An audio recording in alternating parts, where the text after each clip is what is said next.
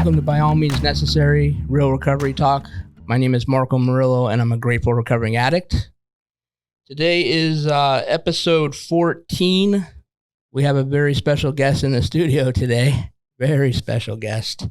Noel New. He has 23 years clean, and I'm actually a patient of Noel. I see him for addiction therapy. I met Noel right out of rehab 6 3/4 years ago. And I gotta, put that out here that I'm definitely not the greatest patient he probably has or had. Like a defiant, prick in the beginning, off and on. I didn't really, first of all, I thought he was still smoking weed when I met him, to be quite honest with you. I didn't even think the fucking guy was clean. And I was a punk. I used for 19 years and cocaine, and I just, I'm 30 days, 45 days clean. The fuck do I know? What do I need an addiction therapist for? I don't have any really issues. I just got clean. I just went to rehab. I'm good. But anyways, so we've been talking a lot as the past year, right? Yeah. Okay. Absolutely. And we both agreed that we thought it would be great to have you come on. So why don't you actually introduce yourself, because I know that you do other things besides addiction therapy. So go ahead. Yeah, no, thanks, Mark. I'm really grateful to be here. So yeah, when my clean date, so recovering addict, alcoholic, and there's a whole process. I could go in a whole process of, addiction, alcoholism, which is just addiction with alcohol, and I'm talking about from my own, but my clean date is December 24th, 1998. Nice. And I came in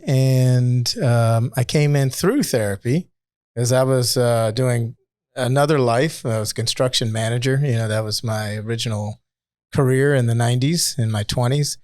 And self-medicating, very functional addict, but self-medicating and completely depressed, completely out of, any type of functional living within myself, even though I was going to work, had a job, no debt, but everything else was absolute, depression.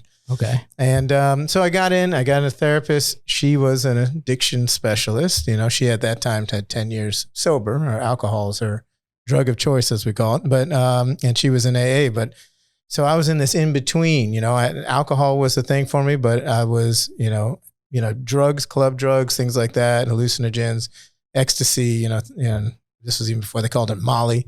But now I'm like the old guy. I was the young guy when I came in. You're man. like the I was oldest fucking guest I have so far, dude. I was 27, 28 when I came in. Now I'm 52. But so I get so, but my main thing was marijuana. So it's funny that you said you thought I was, because when we met was 14, right? Yeah. So I already had, 16 years, 15 years. Yeah, right. Yeah. So, but because I'm relaxed, man, I'm chill.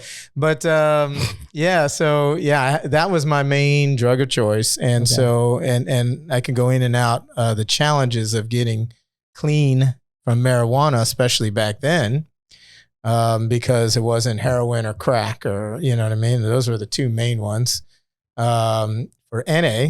And it wasn't just straight alcohol for AA, and it wasn't pills. And at that time, OxyContin was coming through, people were starting to OD on that stuff in the late 90s, and it wasn't that. So, but I, when I sat down in the room of NA, the rooms, and, the reading, an addict is someone we live to use and use to live. Mm-hmm. And I was like, ding, ding, ding. That's me. You know what I mean? Because I knew it. I couldn't stop. I wouldn't stop, couldn't stop.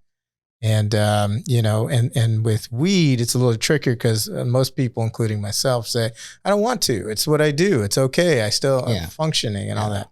So I got in kind of in a offshoot way. And I didn't, necessarily buy into it all the way, just like what you were saying when you're a young punk, you know what I mean? I was like that too, but, kind of just to myself, I didn't really want to talk to anybody. I didn't want anybody to talk to me. You know what I mean? So I just kind of hung around the periphery until my therapist, again, the addiction therapist, as you say, as that was my experience too, pushed me in more. She's, gave me all these strong suggestions. And the difference was, you just go to meetings, you get a strong suggestion, take it or not, right? It's take what you need, leave the rest. Exactly. You go to a therapist, you pay her or him at the end of the thing. I mean, take everything you can. You're paying for the dang service. You know what I mean? So if you're in that right frame of mind. I was like, right. If I'm going to write this back then, the old antiquated check, I'm going to write this check at the end of the, and it's coming out of my pocket. I'm going to listen to everything she's telling me, or take it, even if I don't like it. So that was a big thing that, really pushed me into it deeper.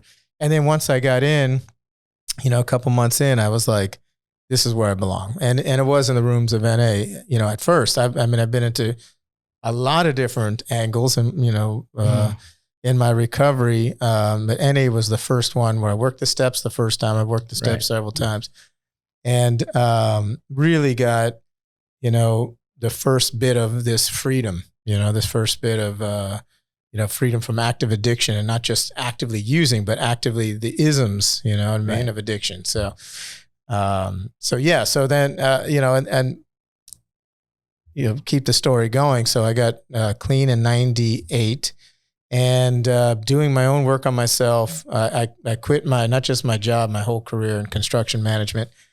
And just worked on myself. I was going into debt, but I didn't care. I was just working on myself. Between therapy, how long was it? About a year and a half, 2 years. So just therapy and working on myself physically, mentally, emotionally, spiritually, socially, with recovery and the steps and all that. And then it was, I was in a group myself, just in this group as a client, for about a year. And all of a sudden, I call it downloading. Something started getting downloaded into me while I was, as a client, working with the other client. I wasn't working. I was doing my work. They were doing theirs. Right.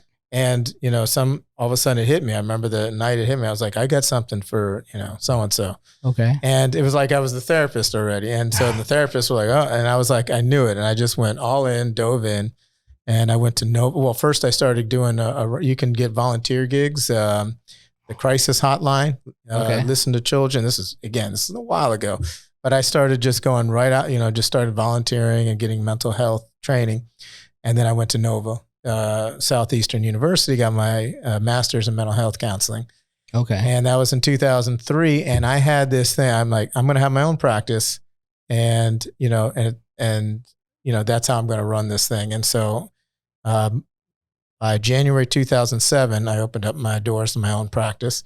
And so now I've had my own practice since then. So in January of 2023, it'll be 16 years. So, just running, I had 2 offices and all this kind of stuff. But it's really important that, there's a lot of stuff in there, that I couldn't have done without my own clean time, my own sobriety. I never would have changed my career. Even if I would have still been living. And by the way, that was my bottom. Wasn't like I'm about to die unless I did something to myself, which I was never suicidal, but I sure as hell didn't want to live. You know what I mean? In that condition. But what it wasn't I was about to die, that I was going to live another 40, 50 years in this absolute misery. Yeah. And, just hitting this pipe, you know what I mean? And just like, now I'm okay, And so, and I saw it happen. I literally saw it flashed before my eyes. And then, it's kind of like my therapist told me, yeah, just like you're waiting to die. You're on the couch. Right. And, it's not a 3-year program. It's a plan. It's like a 50-year plan of just being dead. So I was like, man, that scared the shit out of me. And so, yeah, I went all in. And like I said, and then it opened up where I changed and doing something I love doing. Mm-hmm. And then that's opened up. And by the time I met you, Marco, I had already started the treatment, the outpatient you went to, the IOP, the IOP was started from me, from a couple of guys in my office. We started it, and I did that from 2014 to 2016. Right. And then I was like, I'm out. I'm out because I just I didn't want to do it. I didn't like doing it because there's a whole thing in the business of treatment, especially in the mid 2010s now looking back. We didn't make any money because we weren't lying, cheating, stealing. You know what I mean? We were just trying to help people. Right. And, I was going broke and I went bankrupt, you know what I mean? And I backed out and left it and walked out and, went back to my practice. I had my practice the whole time, but I went back to, just focusing on my practice and then turning it into where it's kind of the direction it's taking now, which, I'll talk about a little bit later. But so, yeah, recovery, the title of your podcast, By All Means Necessary, it might sound or look different for different people, but it's the same. If you want to change your life, it's by all means necessary. If you're an addict, you can't just kind of half do it. I mean, you can, but you'll just get those results and they will turn back into falling all the way back. Mm-hmm. It might take a year or 2 or 3 or 10. Right. But, that's where I'm like, I'm not going back. Okay. You know what I mean? I said that, in the first month and the first year and, 2 decades plus, I'm like, it's different. I'm not threatened to go back. You know what I mean? It's not, I don't feel like a threat. Right. But I do, make sure I'm, shoring things up to make sure I'm moving, in complete freedom. And, and it's between here, right. Between the years. With no relapses, right? Right. Okay. Yeah. All right. Yeah. God willing. So in the beginning of this podcast, I said that I'm a patient of yours for addiction therapy. What else is on your resume title? What else do you do besides with talking to patients about addiction? What else do you do? Yeah, so obviously, and it's near and dear to my heart, and especially when I work with kids, adolescents, teenagers, a lot with that. My son. Yeah, sure, but that's not necessarily for addiction. But right. Absolutely. So I have a specialty in that because of my own work, not just my own training, but also my own work. But yes, I definitely work with a lot of adolescents, a lot of, especially adolescent boys. I learned this early on. Before I started my own practice in 2005, I was working for an agency and they're it was a great way to start because they gave me, A to Z, any type of client, it was a big catchment. Okay. And all of a sudden, I got this one adolescent boy in high school, he's probably 32 now, came through my office and it was immediate, it was a click. I'm like, I get this. I get what he's going through because that was me. You know what I mean? Okay. And it wasn't like, I was like the adult talking to the kid. I mean, I was and am, but I also knew what the kid's, going through because I literally had those same feelings, behaviors, attitudes. And so I became very proficient working with adolescent boys. And so when you work with adolescent boys, it's adolescent boys and their families. Generally, it's their moms. So it's an adolescent boy and their moms because it's just generally the way it is in our society, so moms and sons. And sure, there's dads in there, but if I take the whole list of them, it's majority the moms. Yeah, whether they're single or not. I call them solo moms because they're doing the whole thing. Right. So a lot of adolescent work I still do. I do families. My main specialty, I guess, if you will, is really trying to help people to build the sense of self. You know what I mean? Once we get through the crisis, whatever the crisis is, anxiety, depression, addiction, codependency, relationship issues, all this kind of stuff. Once we can get through that, then it's like, what am I doing here? And so that's where I really, really enjoy what I do is helping people to develop themselves and build whatever they're going to do. And I mean, literally the sky's the limit and, help them to navigate through stuff that gets, in the way. Right. So, over the years I've called it self-esteem and this and that, but I like to go beyond that, really helping people to, go through the crisis and then really grow. Once we get through so we don't have to go through another crisis. Right. You know what I mean? Yeah. Crisis management. You know what I mean? I want to help people to really go beyond that. And I think that's a good segue because I think that's where we're at right now together. Don't you agree? Oh, absolutely. Okay. So we talked about, prior to doing this episode, so I had, that rocky childhood, getting beat up by my father, who was a drug addict. He died in active addiction. I never told anybody about the beatings. I used cocaine for 19 years. I got clean. I went to rehab. I got clean, and I went to intensive outpatient program, and that's when I started seeing you. And you introduced that big fucking word trauma to me, right?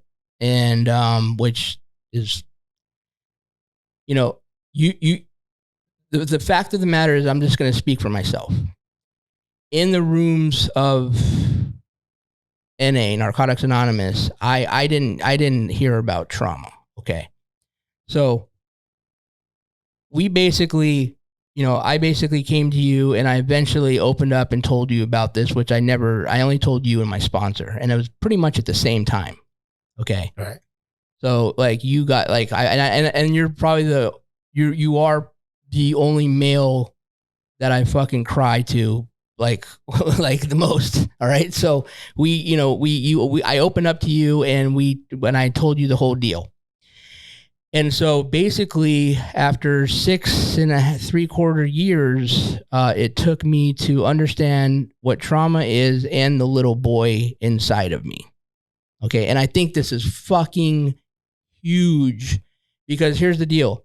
I didn't forgive my father until I got clean and started seeing you. I had to get clean and doing sessions and working with you to understand that he was a fucking addict, right, and he didn't want to get help. And that whole anger issue and that whole like hiding it, and me being pissed at him, and that fucking shit, that's what we worked on, and we still work on it. But I think that I honestly think that I'm 90% there with our work. I have forgiven him for the shit that he did to me, but I had to get clean, and we had to do some dirty work. We had to put in the work. I had to fucking get real. And then we talk about now all the time, the little boy. Yes. So talk to us about that. Let's dig in with that. Yeah, so that, and it's the technical term for it's called inner child. Okay. Yeah. But no, that's great that, so again, this is from my own work, but obviously my own training as well. But working on myself, as a grown man, a young man, when I came in therapy and recovery, I remember telling my therapist this. I said, I feel like, I was a grown man, 27, 28 years old. I had a professional job. I mean, I was, running big web construction sites, and I hated it, but building hospitals and whatever, and universities and stuff. So I said to her, I was like, even though I'm a grown man, I feel like I'm 13 years old. I feel like a 13-year-old kid, like going through the lockers of Southwood Junior High. You know what I mean? Like, you had to put your books away and like look behind your back. You're gonna, you're scared. I was scared of the girls, scared of the boys, everything. So I still felt like that inside. Okay. And then that's when she helped me to see, the inner child, because that kid is still alive. All of our developmental processes are still there, you know what I mean? Including right. Infant, you know what I mean? Including being in the womb, infancy, toddler, child, they call it, tween, and then a teenager and then young adult even, because all those years our brains are developing and building. And obviously in the beginning, they're building the strongest and the quickest and they're most influential. Right. But they don't go anywhere. They're still a part of our psyche. They're still a part of the essence of who we are. It's not like some, picture we took 30 years ago and now it's like, we grow, we develop, we gain insight and awareness and maturity, emotional maturity. However, that part of us now, we get stuck in that when there's a trauma. And so the trauma can simply be put, and then it goes from there. sometimes something that is either abandonment or neglect, or abuse, or, acute humiliation or attack. And so that has several different ways too: physical, mental, emotional, sexual, right? These different ways. So when there's trauma, either abusive or neglect or abandonment, the child gets stuck in that, formation, by that experience and that energy of survival. And even if it's not a physical survival, which in some cases it is, right, especially if it's a physical trauma, it's still always emotional. Right. And so it feels like, it's, like in the battlefield, and it legitimately does for a child. So then fast forward, we're in our 20s, 30s, 40s, and even 50s, 60s, 70s, by the way, and, through life, we don't address it. We're still living under that way of being, just unconscious. So the addiction, so it helped me from my own work years ago, and that's what I try to help people. And you've done great work on that, Marco, is that— Thank you. Absolutely. So in recovery, especially the first layer, we just get clean. Right. I just can't pick up cocaine. I can't pick up drugs, alcohol, and that's it. And we don't need to dig in all that other stuff because it's too convoluted. You can't, right? No, you just got to make sure you just do everything by the book, literally the basic text, or the big book, whatever, and, follow along. Right. And, but once we've got that down, about a year or two, whatever the magic time frame is, where we're more open to it, work the steps, and actually the steps will help to introduce some of that, step 4 and 5. And what happens is then we can start to peel out the layers of the trauma, which is, I'm still feeling just as traumatized. Yeah. I'm not feeling less. And the I is the little boy. 6 years old, 8 years old, 12 years old. It doesn't matter, whatever that stuck in. And so I want to medicate that. I want to escape that. So then that part of us, that part of our psyche, calls back the addiction, the addict. We call it the disease of addiction because it's a formulation. Those that are addicts know it's a formulation or a cluster of behaviors and thoughts and belief systems that an addict has that people that don't have addiction don't understand. Right. Why would you have just make a different decision? Yeah. But this formulation that we call the disease of addiction, the cluster of beliefs, behaviors, thoughts, and patterns of being, will create a life of its own. And that's when we're in our addiction. So to separate that, there's the little wounded child, and then there's the addiction. Well, the wounded child, if that part of us isn't attended to through healing, right, we'll call back the addiction, and then we're all of a sudden, spiraling. You know what I mean? And it's none of it's conscious. You know what I mean? All of a sudden, it's like a good idea to start to, to go back into it. So that's why, to start to like kind of separate or delineate, and then to start to treat. And so I have this, my form of treatment, I call it. It's called gentle firmness. Yeah. So that we're gentle with ourselves, the little boy, because he was already been abused, humiliated, beaten, neglected. So we need to be gentle with him or her. We need to be gentle with that part of us, and firm with the addiction. We're not gentle with the addiction. Oh, let's just have a little. It's like, no, get the hell out of here. You know what I mean? It's like, no. But if we tell the kid, get the hell out of here, I hate your guts. Well, then now he's traumatized. And then, he's smoking crack in the closet. Yeah. You know what I mean? Or at least he's bringing out the big bad wolf. Yeah. And so it's really important. So that gentle firmness. Whereas in addiction, I call it loose abusiveness. We do whatever we want. We're abusive to ourselves and others, and we just do whatever we want. Right. So gentle firmness is we're gentle with ourselves and we're firm with our behaviors. And let me just say, like, that shit ain't easy. Yeah, no. So I just want to want to say that took fucking years for me to even understand that. Like, I remember, and I still sometimes say it to you, like, the little boy is driving, like, he's driving the car. The little boy's driving the car. He's fucking taking control of this, right? Of your mind. Yes. And I tell you, well, the little boy's driving, and he's got the fucking disease riding shotgun with them. Now they're fucking joined forces. Now, like, what are you going to do? Oh, but gentle, firm, Marco. Like, fuck that, bro. Like, gentle, like, I'm killing this guy. And, and that's like, you know, that's a separate conversation that we'll have about like how, you know, went from, you know, cocaine to sugar. Yes. But, so yeah, so I feel that, and you know what's interesting too is that, you know, when you're in these early stages and you're trying to sort this out, and you know you went through that layer where okay, you're good, maybe it's a year, 2 years, I don't really fucking remember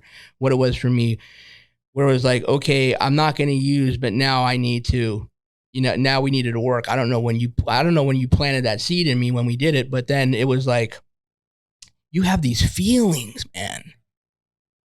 You have these fucking feelings that you're feeling that little boy, but you don't, you might have had that, but I was using coke for 19 years, so I didn't feel none of that shit, dude. Right. You know what I'm saying? Yeah. So you're telling me be gentle, firm, and I'm having all these feelings. Like, you have these fucking crazy feelings, man, after you stop using drugs. And the work, like you always say, the work, you got to do the work, gentle, firm. You got to love that. You got to love that little boy.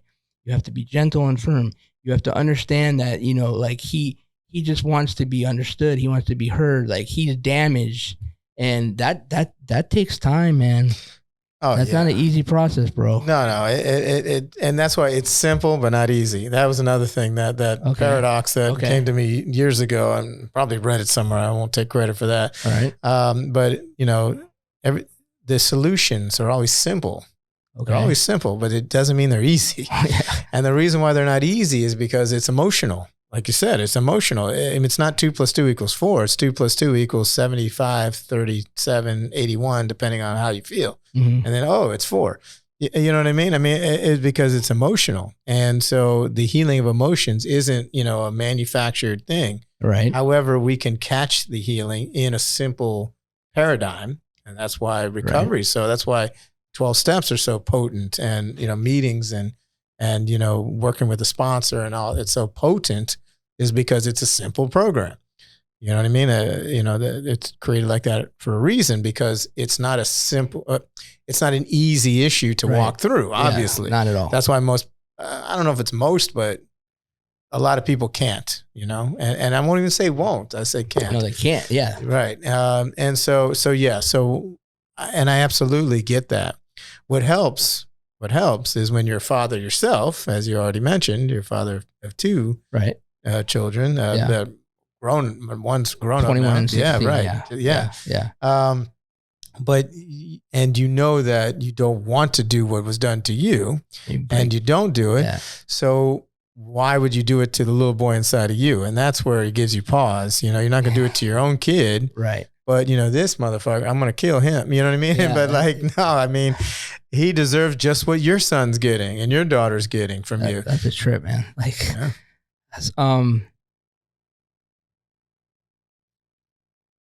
that's like that whole thing that you talked to me about breaking the cycle. Yes.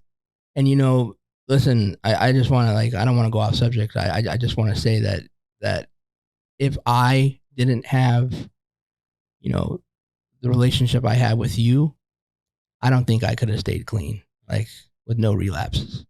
Because to be quite honest with you, that damage was so crippling that it needed to be addressed. Because you just can't, like, stop using drugs and, you know, go on and have this pink cloud fucking life after 40 years of hiding 35 years of hiding some shit that would happen to you. It doesn't work for me. Yes. Maybe it works for other people. I don't know. I think that's the when you know, like, why you're here, why we're having this content, man. It's fucking important. And I'm still working on it to the day.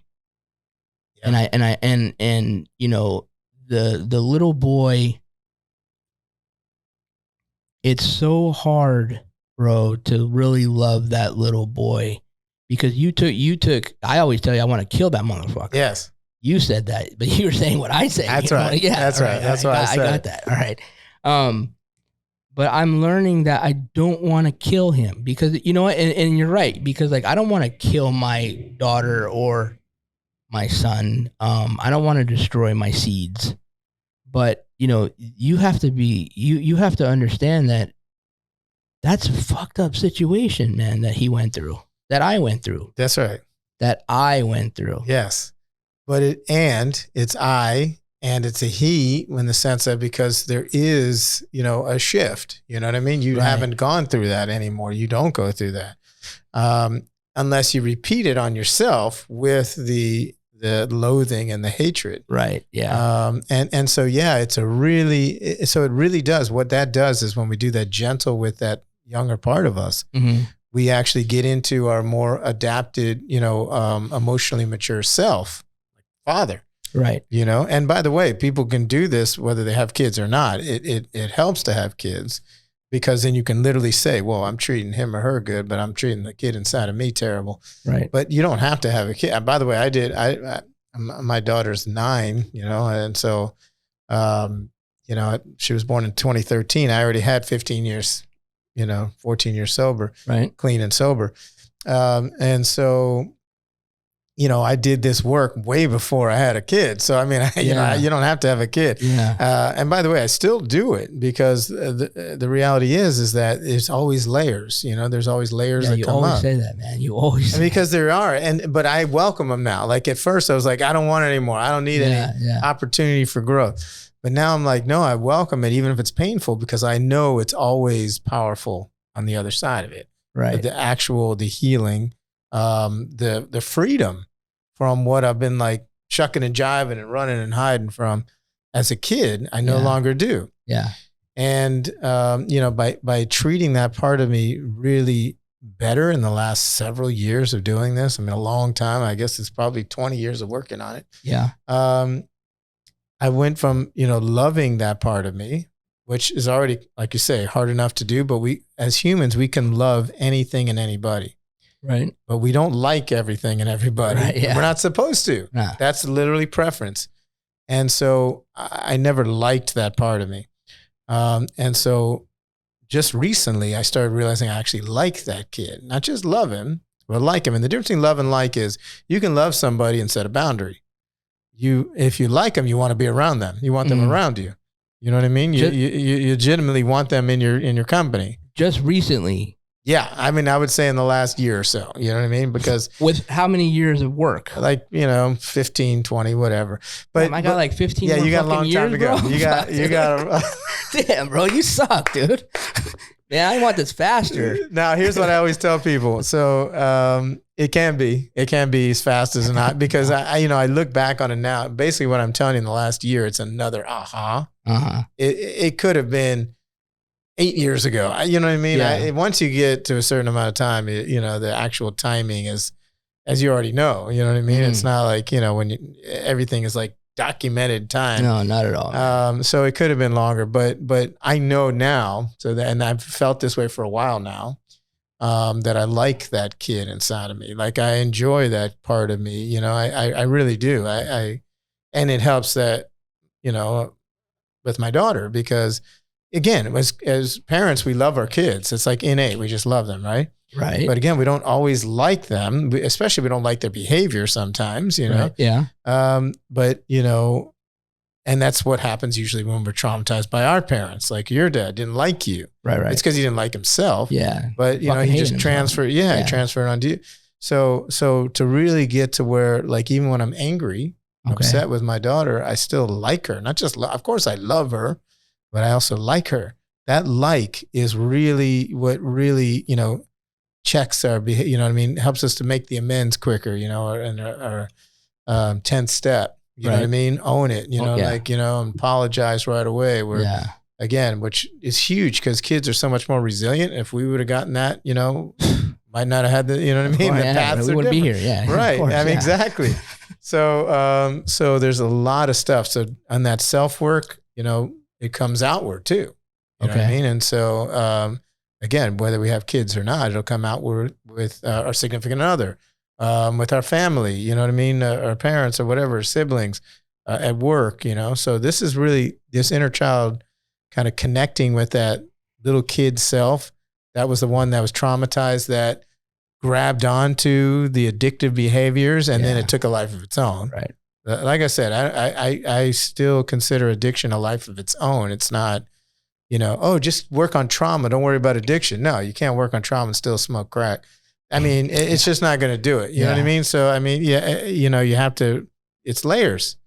But yeah, you're at the point now, your layer is that you're ready to face it.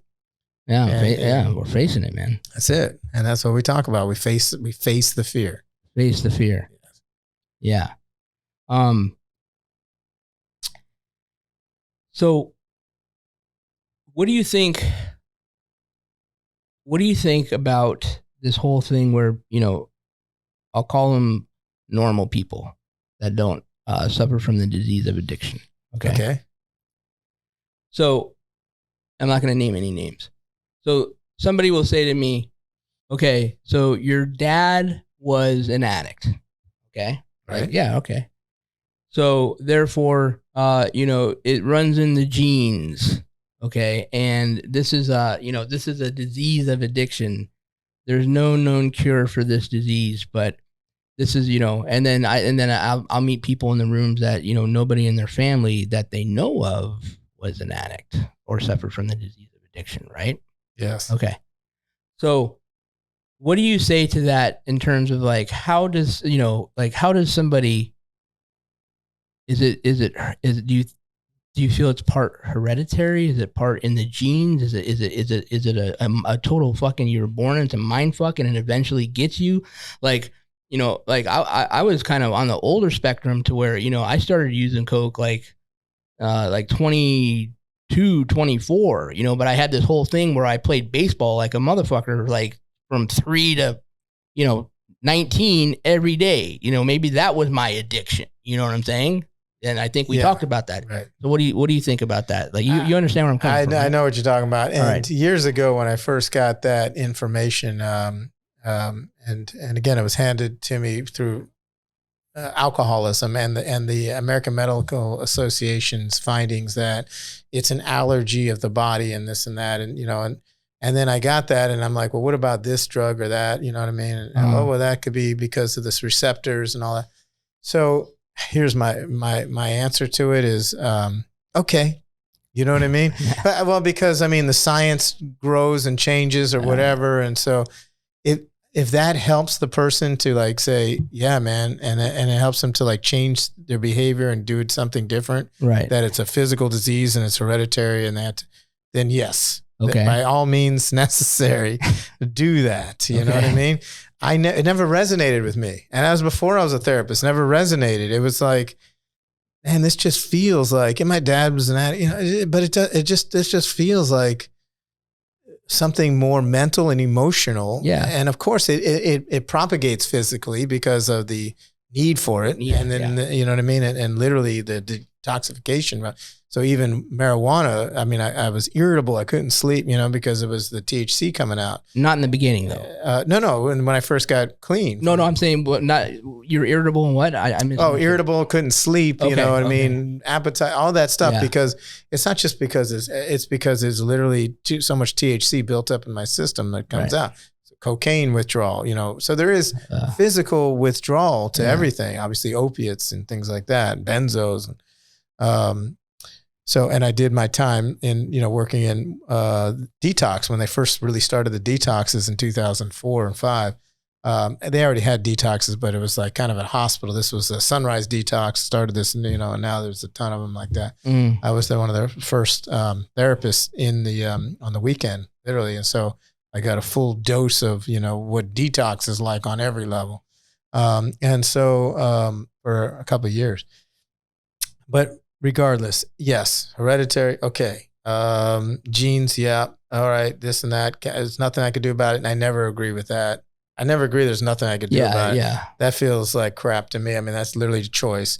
But, you know, what is it going to work to help you to do something about it? So if it's the physical thing that works for you, then great. It never worked for me. Right. I needed to look at it like it's my choices and beliefs and behaviors, and especially beliefs, because beliefs are, now, by the way, beliefs are so ingrained intergenerationally, they might as well be hereditary. Right. Because, grandparents did with their kids, which is our parents. The parents did with their kids, which is us. And go back, they say you could go back 7 generations, you know what I mean? We don't know who that, great. But I could go back to my great grandparents, you know what I mean? And see some of them. I knew a couple of them, when I was young. Mm-hmm. But, it gets passed down, all the family, beliefs and behaviors gets passed down. I think that's more potent to me, which also helps me to shift it. That's where I do the work, is I shift that. Shift it, yeah. And again, that's where the steps are based on. That's where, all the recovery information is based on, is having this newfound awareness and awakening, called a spiritual awakening, right, to help us to shift, a certain pattern of belief and behavior into a new one. And so again, is there a physical component there? Yes. It just doesn't resonate with me. So, right. Yeah, I don't spend a lot of time on that. I mean, the only reason that I posed that question to you is because I really don't give a fuck. Like, to be honest, when the people ask me that question, I just really wanted to know what your thought was, because I never asked you that question. No. So I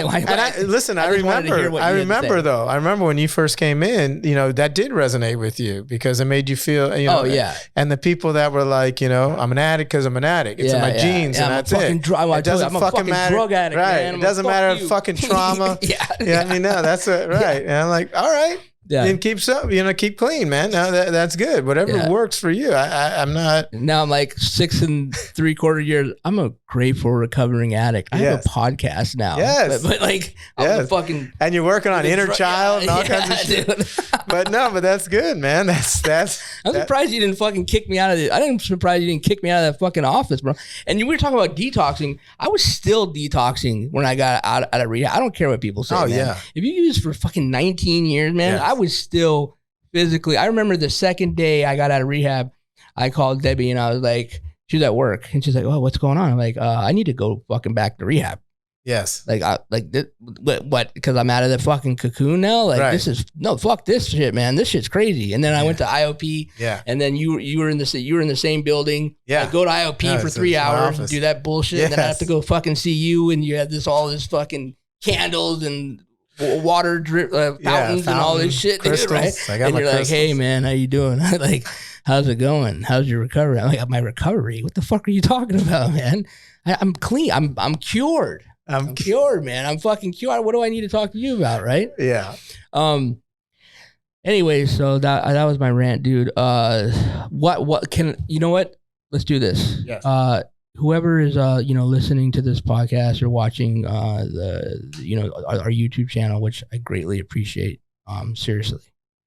How can somebody get a hold of you? What is your you have a great Instagram, your Facebook. Like, can you give out that information before we end this episode? Oh, absolutely. So my next level. So real quick. So, I went from recovery to therapist, to working in treatment centers, and then to creating an agency, creating my own practice, to creating a treatment center, to back to my practice. And then I've always been music. I've written over 250 songs. So I've always had all this music. And so then I became a musician for a short minute out there, realized that it's both. So now all my work, I call, songwriting wellness, things like that. So I add my artistic expression with my therapy. So if you go to noelnew.com, NOELNEU.com, noelnew.com, it has all the stuff I do. I call it the music medicine cabinet. And, I'm sure we'll touch on this in another episode. Instead of medications, these songs are all written through experiential, and musicality is to help with different things: anxiety, depression, self-esteem, depending on whatever comes out. And so I call it music medicine cabinet, my music. And I have The Noel New, TheNoelNeu is my Instagram. Okay. And I do talks on there, and I do different subjects and topics and different formulas that you can just like little bites, in a reel or something, and to use, for daily insight. That helps. That helps. No, I appreciate it. No, man, that shit helps. Yeah, no, I love doing it because awesome. It's just stuff I channels through. Shit we talk about, bro. Yeah, right. I forget it, and then I'm like, oh, and shit, then you get a reminder, right? Yeah. No, because because a lot of the stuff it helps people to shift, but then we forget. So it's good to get back to that. And so that's how a lot of my content is out there. And then of course I see people individually, and you can get on my website and make a free consultation call where I connect with you. We do it on Zoom. You can just Zoom it. But I see people in the local area individually for therapy in Palm Beach County, but also in other counties. And licensed mental health counselor in the state of Florida. So I see and I do it by Zoom or FaceTime as well. But outside of Florida, I also see people for coaching, recovery coaching, life coaching, things like that. So I have people literally all over the world, and deal with it and stuff like that. Yeah, that's a fact. I know. And that, so, right. I have friends that, yeah. Yeah. So if you go on my website, you can find me like that. And you can schedule a half-hour consultation, free call. What's the website again? So it's my name, Noelneu, noelnew.com. All right. And you can check out the Instagram is the Noel New. And I'm having a course coming out soon. So my big content piece is I'm creating a course called Face Your Fears. I kind of plugged it earlier. I said we face our fears. Right. Yeah. And so I do a lot of acronyms it helps to remember stuff. So FACE, the acronym FACE is forgiveness, acceptance, compassion, and empathy. And I go over how we're living in fear most of our lives. It's not an acute fear, but it's like these underlying fears like blame, worry, judging, resenting, things like that. And some of that's in recovery. We shift those things. But to be able to make a conscious choice to change that, we face our fears, forgiveness, acceptance, compassion, empathy. So I have a course coming out. It's due to come out in January, launch, and people will be able to find that. And really, it's an in-depth, it's like a 3-hour. So it's not, you just with exercises and things to remember. And so kind of, could take it on the go. That's exciting, man. That's exciting stuff, bro. No, yeah, absolutely. For real. Yeah. I mean, look, if you're checking this podcast out, if you're listening, or if you're watching the video on YouTube, and of somebody, or you yourself are in recovery or in active addiction, or you're dealing with some mental issues, if you will, the main reason that I wanted us to have this episode is that I am a true testimony that I am a fucked up individual. I was really fucked up, and no bullshit. I'm not joking around. And you are a huge major part of my recovery. And there's no fucking way that I could be here, starting a podcast, being clean. There's still a lot of issues that we're going to go do another podcast that I have. So I'm not saying I'm fucking cured, but I'm not doing cocaine, and I've been clean for almost 7 years, and you've been a part of that process. And you've helped me along the way with that. Plus also too, my mental thinking. And I appreciate that, man. I really appreciate you coming in, man. I'm very grateful for our friendship, because I think that we're friends before, we have our relationship as I'm your patient. But yeah, if you know of somebody, like I said, please reach out to him, or you can email me at BAMN realrecoverytalk@gmail.com. I really appreciate everybody that's been, sending me messages through Instagram, or people that have been having some, amazing comments on the YouTube videos. I really appreciate it. That's the mission that I intended to set out for this podcast, was to, give back what was freely given to me, and to help somebody that is struggling right now. So thanks a lot, brother. I really appreciate you coming in. Right? Thank you, Mark. All right. Thanks for checking it out. We'll talk to you guys later. Thank you. Bye.